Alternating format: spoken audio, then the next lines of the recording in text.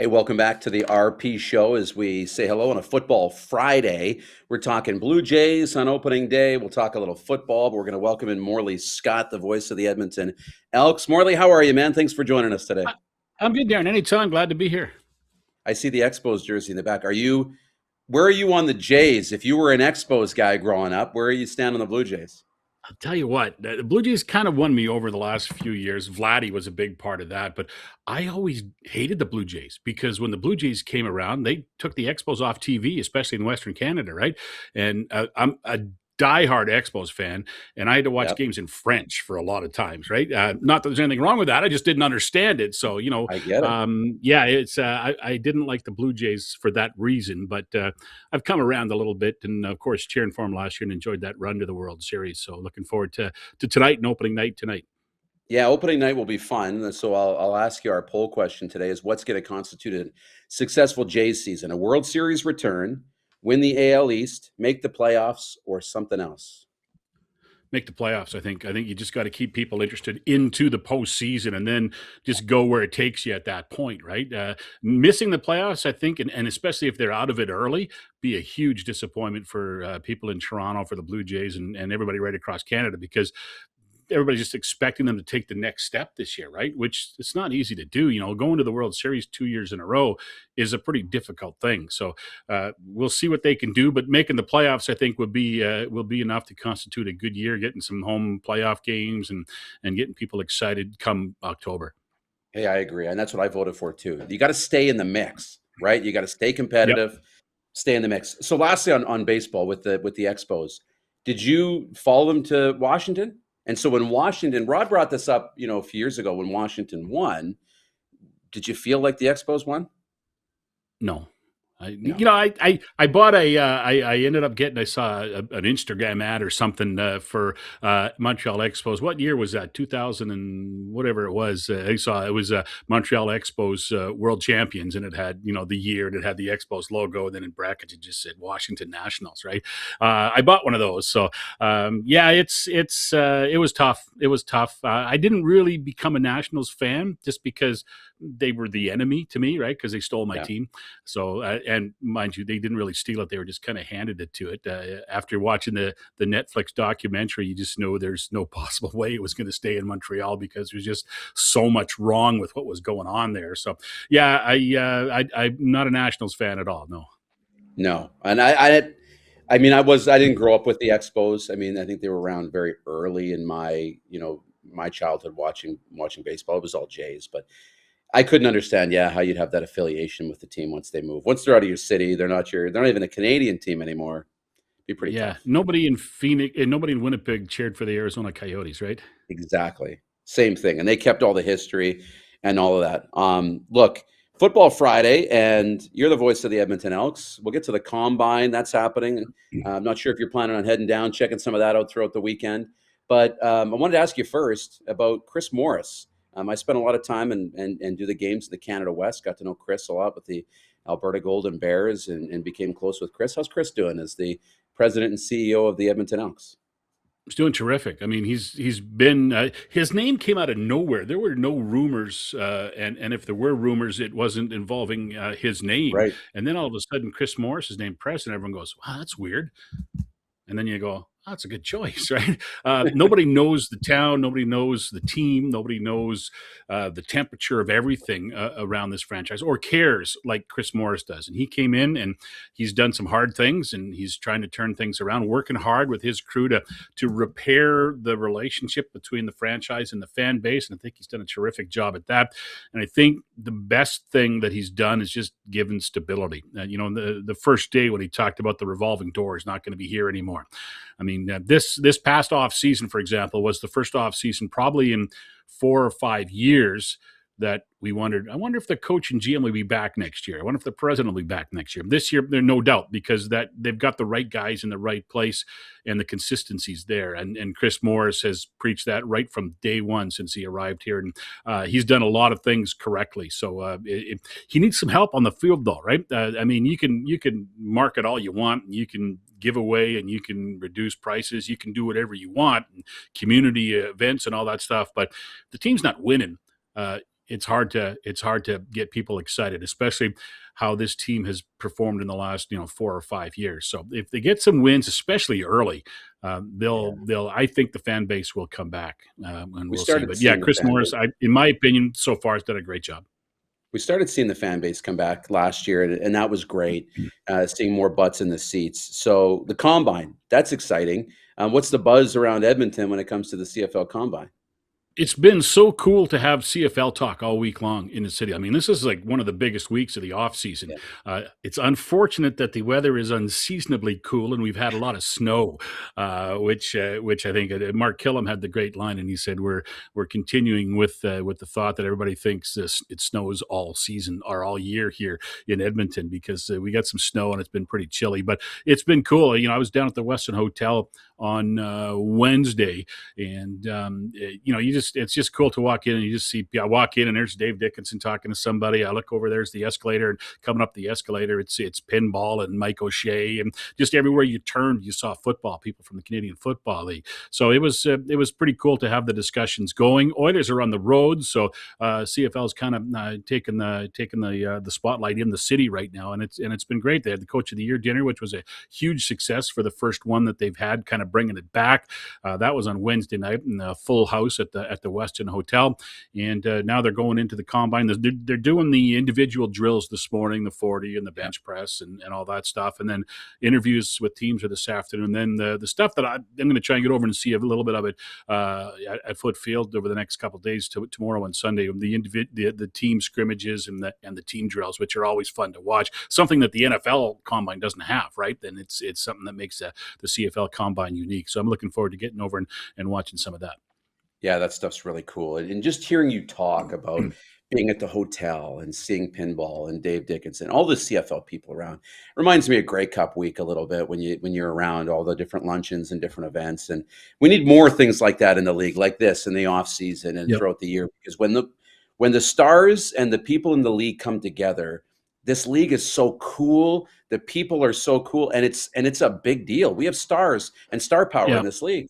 And I think more than anything, they're approachable too, right? Yes. If you could go down to the Westin Hotel and you go, "Hey, Pinball," he'll give you a big smile, shake your hand, give you an autograph, take a selfie, and talk football with you for a while. And that's what makes the CFL a little different, right? All their people are, I find anyway, so much more approachable than other pro athletes, and it's cool to see them all. And it doesn't happen very often in the off season that everybody gets together. I was talking with Ed Hervey about that earlier this week, and it's the GM meetings in January, this week. Now that's kind of been put together for the combine and the coaching dinner, and then Grey Cup. That's the only time really that the GMs are all in the same place and they can all talk and tell stories and compare notes and all that.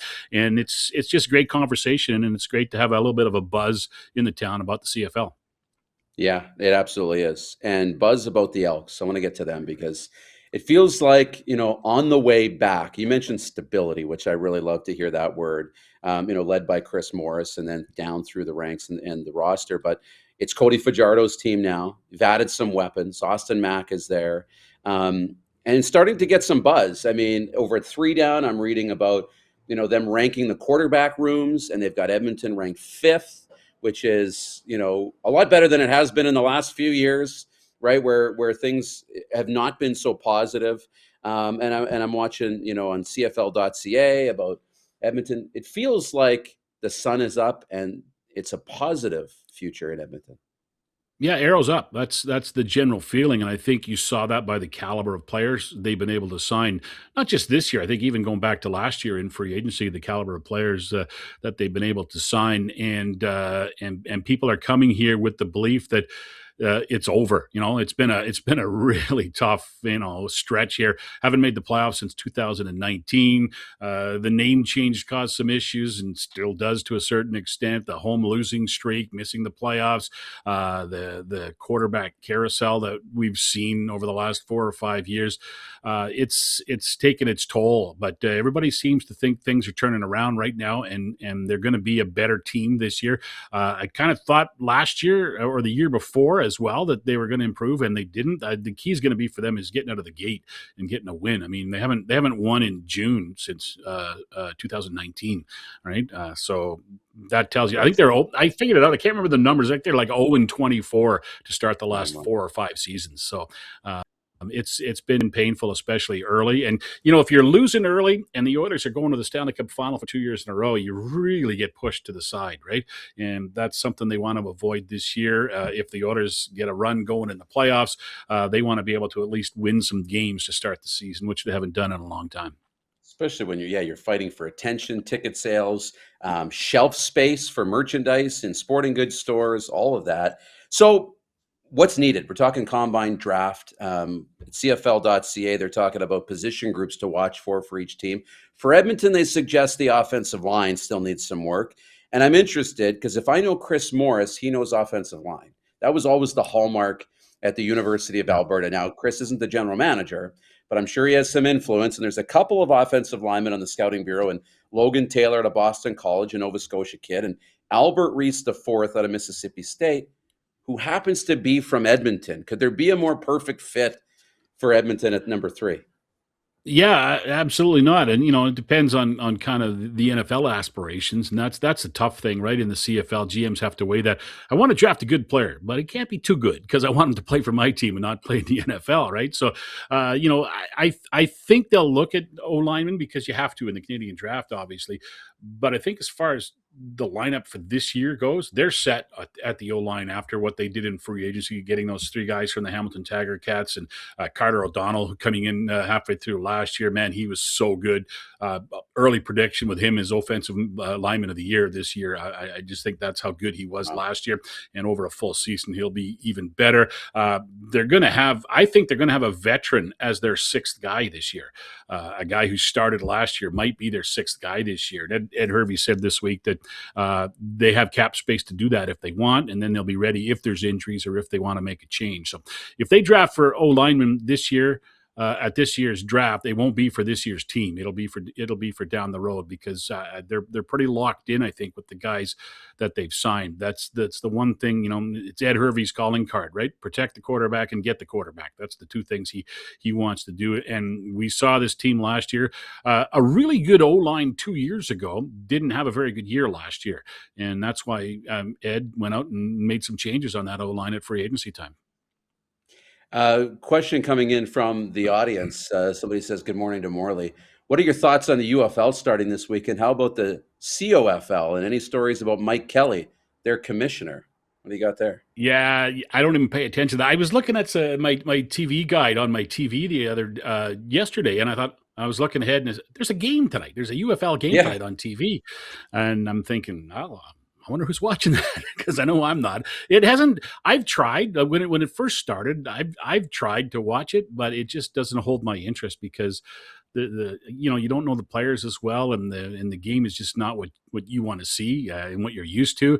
And to be honest, Darren, I haven't watched one of whether it be the XFL or the UFL or what was the other one, the AFF or whatever it was.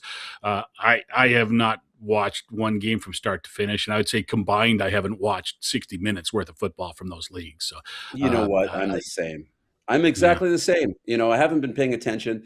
And now with a couple other projects I'm working on, one of them is actually helping to work with the production for AF1, which is the new Arena League now a couple of years in, which took over from the Arena Football League, which we remember. I remember growing up watching the Arena League would come on TV once in a while, but these other leagues have been off my radar for a yeah. good decade and a half or more. And here I'm watching some old highlights from the Arena Bowl a couple of years ago, and there's Isaac Harker, who's the quarterback in the Arena Bowl, who played in the CFL. So, Did you see Justin yeah, Rankin in there anywhere? yeah. I mean, I didn't yet, but they are, and the other leagues don't catch my attention that much, but thinking about it a little bit. Yeah, Arena League it's fun, even if you don't know the players and don't know the situation. It's kind of like human pinball to a certain extent, right? It's Yeah. a fun, fast game, and it's very physical. I remember when Manny Arsenault was here a couple of years ago, and he played a year in arena football before he came back to the CFL and played for Edmonton. And he told me he thought an arena football league season for a receiver was more physical than a CFL season. It took more of a toll on his body. Justin Rankin loves arena football.